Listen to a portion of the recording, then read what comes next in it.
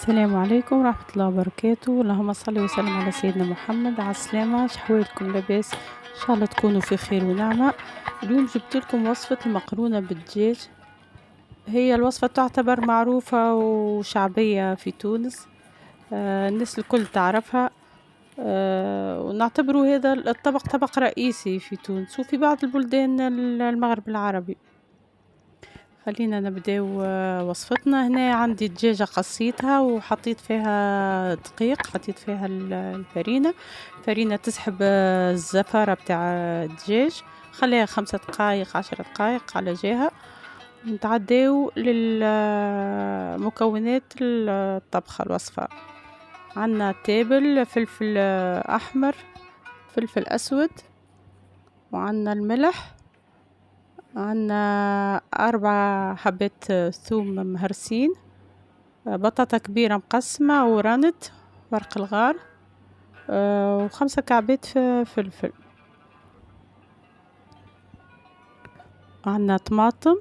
أنا عندي العبوات هذم 2 عبوات، خديت بما يعادل 3 مغارف كبار مقرون، 3 مغارف كبار طماطم. هنا حطينا الزيت، تحب زيت نباتي ولا زيت زيتونة؟ انا نتصور الزيت نباتي احسن، لان باش نقليو فيه الفلفل، يعني نقليو 3 قرون فلفل. الفلفل يعطي نكهة كي تقليه للصوص، منه يسيب الريحة بتاعه، ومنه يخلي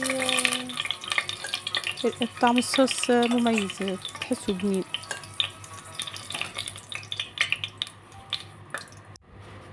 هنا بعد ما كمل تقليه، هنا نحطو الدجاج نحطوه يتقلى في الزيت. الدجاج يتخلى في الزيت يطلع طعمه أحسن، حتى ثما تومات وثما حاجات هكا في البقايا تتنحى الزيت، يعني حتى طعمه يزيد في الصوص. خليه يتقلى عالزيتين، نقلبوه منه دوب يصفار، ما يستحقش باش حمار ولا جوست يصفار. نخلطوا عليهم كعبة الرند. بعد نحط طماطم اللي عندي، اللي كنا 3 مغارف طماطم كبار.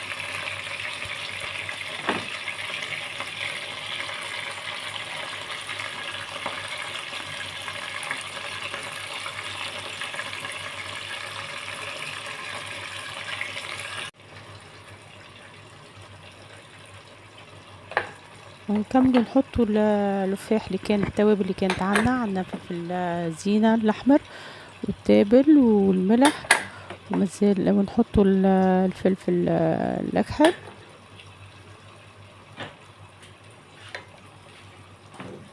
ونخلي الصوص تتقلى شوية، نقلبوها شوية وتقعد تتقلى 3 دقائق 5 دقائق حتى تتنحى منها القروسية. لازمها الصوص تتقلى شوي قبل ما نزيدوا الماء، تخليها تتقلى على جههم. هنا تزيد شوية ما بعد ما تقليت 5 دقائق، وتحط عليها البطاطا، خاطر البطاطا والدجاج نفس الوقت، وقت الطبخ بتاعهم. هنا حطيت الكليل وزعتر، هذه حاجة اختيارية، اللي يحب يحط، ما هو مش ضروري، مش الناس كل تحط. هنا بعد ما تقليت كملت مرقتها بشوية ماء وعطيتها وقت باش تطيب، خلي لها وقتها باش تطبخ. هنا اخر مرحلة، قبل بشوية، قبل ب5 دقائق ما نسكروا عليها، نحطوا كالثوم والفلفل. الثوم في الاخر يعطيها نكهة مميزة، تبدأ تشم في ريحة المقرونة من الدار لدار. هذيك الاستيوس بتاع المقرونة، لازمك تحط الثوم في الاخر. وصمتنا المقرونة بالطبيعة، شكون ما يعرفش صمتها، صمتنا شوية مقرونة. انا خديت رطل مقرونة وحطيت عليه الكمية هذيك، لكن جاتني بزيت. نخلطوها عينك ميزانك التخليط، على حسب. فما ناس تحب كمية صوص، فما اللي يحب قليلة صوص شوي. بعد ما نخلطوها نزينوها بالدجاج،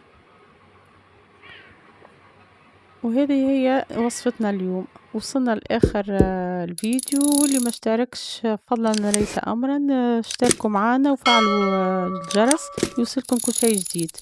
بسلامة، إلى اللقاء في فيديو آخر.